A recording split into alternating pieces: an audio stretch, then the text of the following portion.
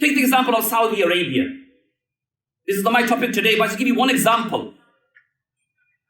The center of Islamic thinking, the place and resting place of Rahmatul lil Alameen, Sayyidul Kawnain, sallallahu alayhi wa sallam. The Qibla of the Muslims, the place of all of the believers.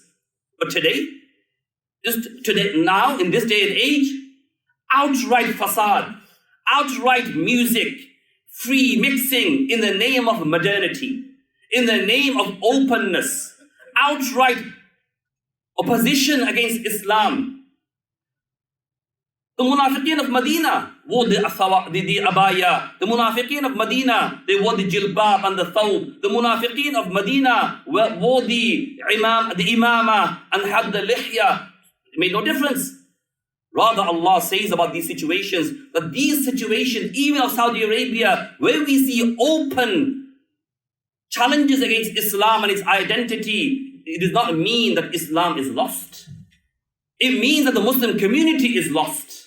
And Allah subhanahu wa ta'ala acknowledges us. We find this in the ahadith. We find this in history, that Allah will remove a whole civilization. If that civilization does not worship Allah, Allah will remove a whole civilization and Allah will replace them with those people who worship Allah and who are obedient to Rasulullah sallallahu alayhi wa sallam. We don't have to go far.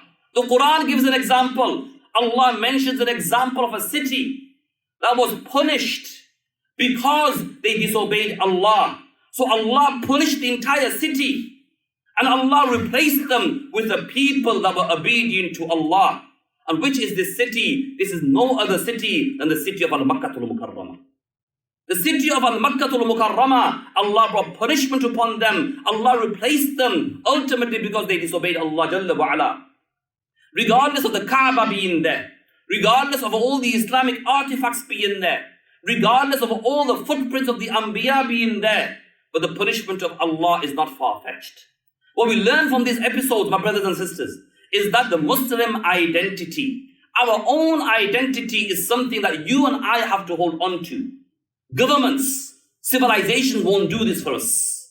We as individual homes, individual parents, individual families have to nurture our Islamic identity. Nobody will do it for you. You can run to the various corners of the world. You can run to the various corners of the world. Be that in the Western Hemisphere, be that in the Arab world, be that in the Asian continent. You could go any place in the world. If you yourself cannot connect and cannot find the eagerness and the zeal to connect with Allah and His Rasul sallallahu alayhi wa sallam, then yes, the environment might make it easy for you. Yes, the opportunities might make it easy for you. Yes, the advantages might make it easy for you. But that change can never happen until you want it yourself. As Allah says, إِنَّ اللَّهَ لَا يُغَيِّرُ بِقَوْمٍ حَتَّى يُغَيِّرُ مَا بِأَنفُسِهِمْ. That Allah will not change a people until they change that which is then within themselves. Allah will not change a people. And did you know? Many a times this verse is used to say, brothers and sisters, change yourself, change your community. This verse, one of the reasons of revelation was for the people of Makkah. Was for the people of Makkah, the center point of Islam. And Allah mentions about them, إِنَّ اللَّهَ لَا يُغَيِّرُ مَا بِقَوْمٍ حَتَّى يُغَيِّرُ مَا بِأَنفُسِهِمْ. That Allah will not change a people until they change that which is within themselves. So that's for the people of Makkah. The revelation is for the people of Makkah, but the ayah and the verse is universal. Nothing can change until you change yourself. Nothing can do it until you do it yourself.